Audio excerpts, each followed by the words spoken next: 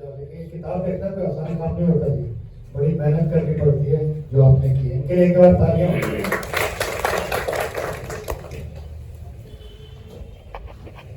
الحمد للہ وکفیٰ والصلاة والسلام علی حبیبہ المصطفیٰ، اما بعد، قال اللہ تعالیٰ فی کلامہ المجید والفرقان الحمید، اعوذ باللہ من الشیطان الرجیم، بسم اللہ الرحمن الرحیم، یا ایھا الذین آمنوا اتقوا اللہ وکونوا مع الصادقین۔ صدر ذی وقار عالی جناب ڈاکٹر سید محمد فاروق صاحب دامت برکاتہم، صدر تسمیہ all India educational social welfare society Swami ji اور فادر صاحب، علماء کرام اور حاضرین جلسہ، جلسے کا عنوان اصلاح معاشرہ ہے۔ سماج سدھار کس طرح ہو، سماج کی اصلاح کی کوئی بھی مجلس، کوئی بھی پروگرام میرے نزدیک جب تک کم سے کم یہ چاروں مذاہب کے لوگ موجود نہ ہوں اور چاروں مذاہب کے لوگوں کو نشانہ نہ بنایا جائے، اس وقت تک ممکن نہیں ہے۔ اس لیے کہ سماج کے اندر جو بگاڑ ہے وہ صحبت سے ہے، ابھی فادر صاحب بھی فرما رہے تھے، اور قرآن کریم نے 1300 سال پہلے ہی 1433 سال پہلے تقریباً قرآن کریم میں ہے کہ اے ایمان والو، ایمان کی درستگی تقوی سے، پرہیزگاری سے، اور دونوں کی سلامتی کے لیے لازم ہے صحبت، نیک لوگوں کی سوسائٹی۔ مسلمان اگر چاہے اس ہندوستان میں کہ میں اپنی صرف تحریک سے اصلاح معاشرہ کر لوں گا، ممکن نہیں ہے، اس لیے کہ جو اسلام پسند کرتا ہے دوسرے سماج کے اندر وہ چیزیں بالکل بے حیائی کے طور پر پھیلی ہوئی ہیں، تو لازم ہوگا کہ اصلاح معاشرہ کی تشکیل، اس کی تعمیر کے لیے سوامی جی بھی ہوں، فادر صاحب بھی ہوں، گرنتھی صاحب بھی ہوں، اور ان کے فالوورز ہوں، اس کے بغیر مشکل ہے۔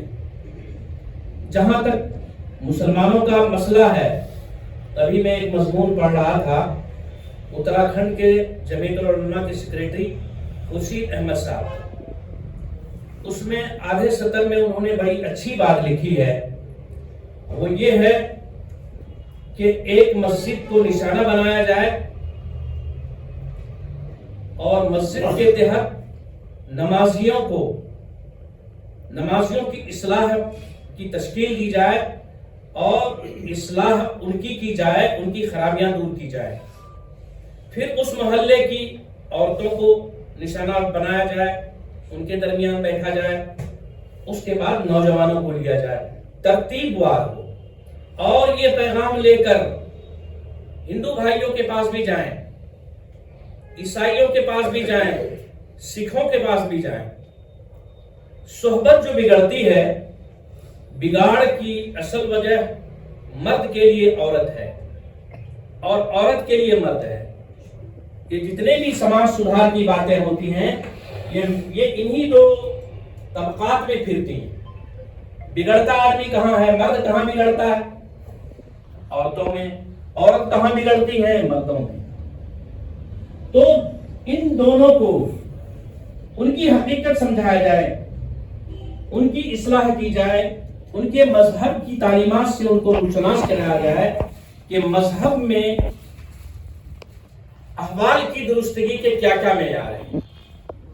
یہاں ہر طبقے کے لوگ موجود ہیں، انہیں اس پر غور کرنا چاہیے، اور ان کے لیے سب سے موزوں ترین اس دون ایریا میں ہمارے ڈاکٹر صاحب کی حیثیت ہے، مقبولیت بھی ہے، محبوبیت بھی ہے، اور اللہ نے افکار جلیلہ سے انہیں مال و مال بھی کیا ہے، اور ماشاءاللہ ان کی آواز پر ہر طبقے کے لوگ جڑ بھی جاتے ہیں۔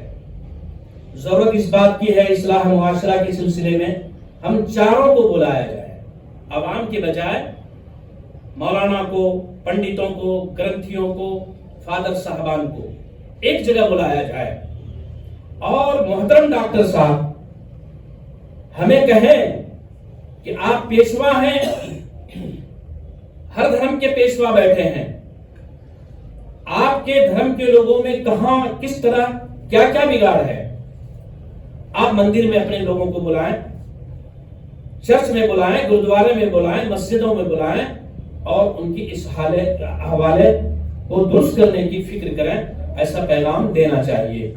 بہرحال صحبت سے بڑے بڑے لوگ اچھے بنے اور اچھے برے بن گئے۔ بہرحال میں محترم ڈاکٹر صاحب کا احسان مند ہوں، ان کی ذرہ نوازی کا میں بے انتہا صمیم قلب سے اعتراف و اقرار کرتا ہوں کہ ناچیز کی تعریف کے لیے انہوں نے یہ قیمتی حضرات کی مجلس سجائی اور سبوں کو تکلیف دی، اور اپنے مبارک ہاتھوں سے علماء دانشوروں کے درمیان اس کا رسم اجرا کیا۔ اللہ تبارک و تعالی ان کو جزائے خیر عطا۔ امیدوں کا چراغ، بڑے انہونے حالات میں اس کو ترتیب دی گئی ہے، اور ہر انسان کی زندگی میں مسرت و غم اور خزاں اور بہار کا سایہ سے گزرنا پڑتا ہے۔ انسان کو جب کوئی تکلیف کا دور جس پر گزرے، آزمائشوں کا دور گزرے، اپنوں سے بے وفائی